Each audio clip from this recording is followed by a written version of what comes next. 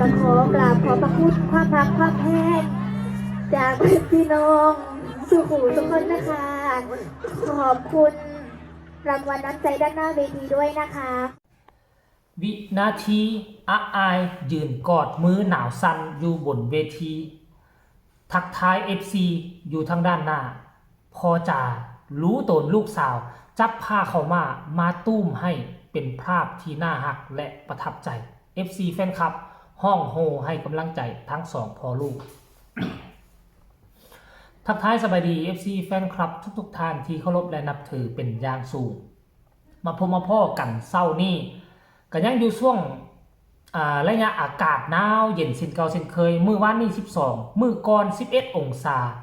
มื้อวานนี้12องศามามื้อเช้านี้16องศาแต่ว่า เป็น16องศาความเหน็บหนาวนะบ่แตกต่างจาก11-12องศาในมื้อวานมื้อก่อนนี้เลยท่านผู้ชม FC แฟนคลับเนาะคือเจบ่เล่าก็จะเป็นวัดแลบ่เป็นวัดแลอยู่เลยท่านผู้ชมลุ่มๆดอนๆ FC แฟนคลับก็จงระมัดระวังขนาดเฮาบ่เป็นหมอลำเฮาต้องได้ใส่ชุด3ชุดแล้วพวกเจ้าคิดสภาพเบิ่งว่าเมื่อคืนนี้เสียงวิหกออกงานครั้งแรกหลังจากหยุดมาหลายวันอยู่ในอุดรนำกันนั่นล่ะเนาะแล้วหมอลำนั่นน่ะใส่ชุดเพชรเสื้อสั้นๆใส่กระโปรงสั้น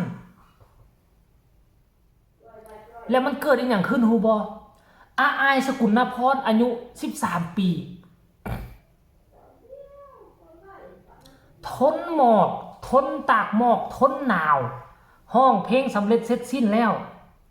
ทั้งหนาวทั้งสั่นกระไต่ข้างกันอาจจะวัดกันอยู่แหละทั้งห้องเพลงไปทั้งควบคุมอารมณ์ตัวเองไป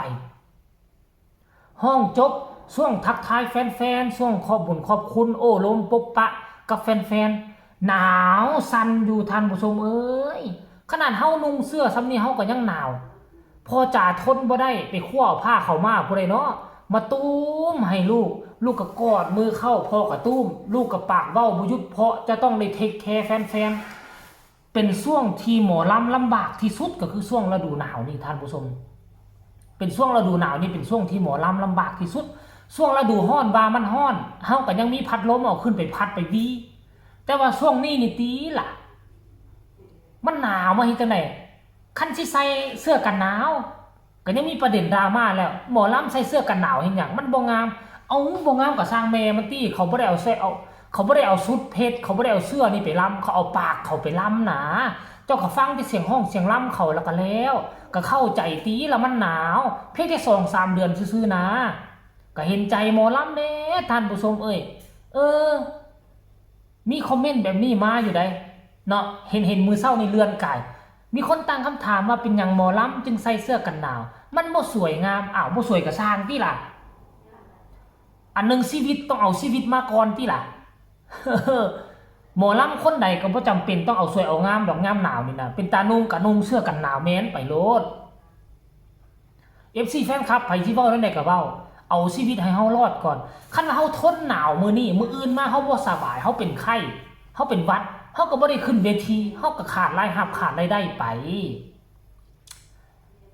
เป็นห่วงเป็นใยเห็นน้องอายมือคืนนี้แล้วก็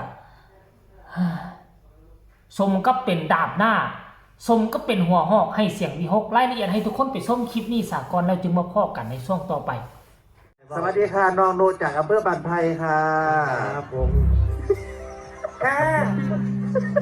น้องนูพะหนาวหนาวปานนี้มันจะมาเฮ็ดกลัวรั่วอยู่ติ เบิ่งเนี่ยละสาง เป็นจังไหนเพียว ลิงซัน โอ้กะหนาวแบก15องศาปุ่นเนาะ เอาอีหลาบอกพี่น้องสามท่ายพี่น้องบ้านถือลูก เอาหายใจเขาลึกๆหายใจเอาพ่อกอดลูกพ่อกอดลูก หนาวยี่หลีบ่ตัวเลยค่ะพี่น้องหนาวไหลจนมาเสียงบ่ออกค่ะสวัสดีค่ะน้องอายสกุณาพรเสียงวิหกค่ะค่ะอีหลาก็ขอกราบขอบพระคุณความรักความแพง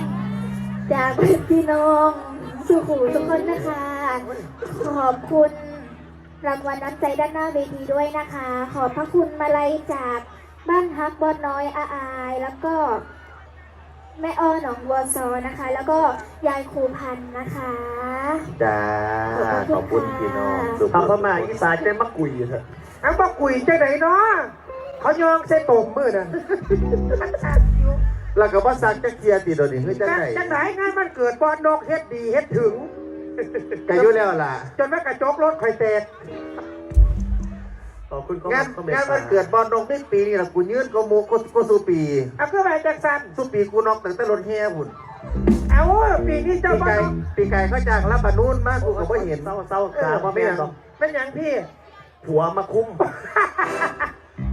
โอ้ยจักสิกับพี่ผัวจิ ปะโถรุ่นนี้แล้วเนาะ เป็นจังไหนแบบเป็นกับว่ายูจิ ป้าพาไปกับพ่อยูตัว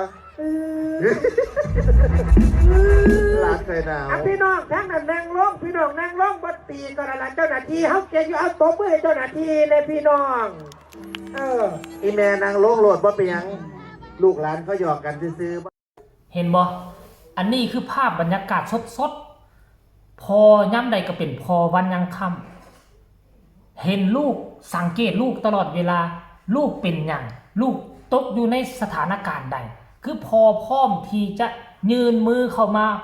อุ้มกอดเอามึงแม่ช่วยเหลือเอาซึ่งเป็นภาพบรรยากาศซึ่งอาอายกับพยายามฝืนบ่ให้เห็นความหนาวของตัวเองออกมาฝืนแต่ว่ามันก็ยังแสดงออกในตอนเว้าตอนจาตอนพูดตอนเว้านะพอสังเกตได้แต่ขนาดพอก็รู้สึกหนาวแล้วนะ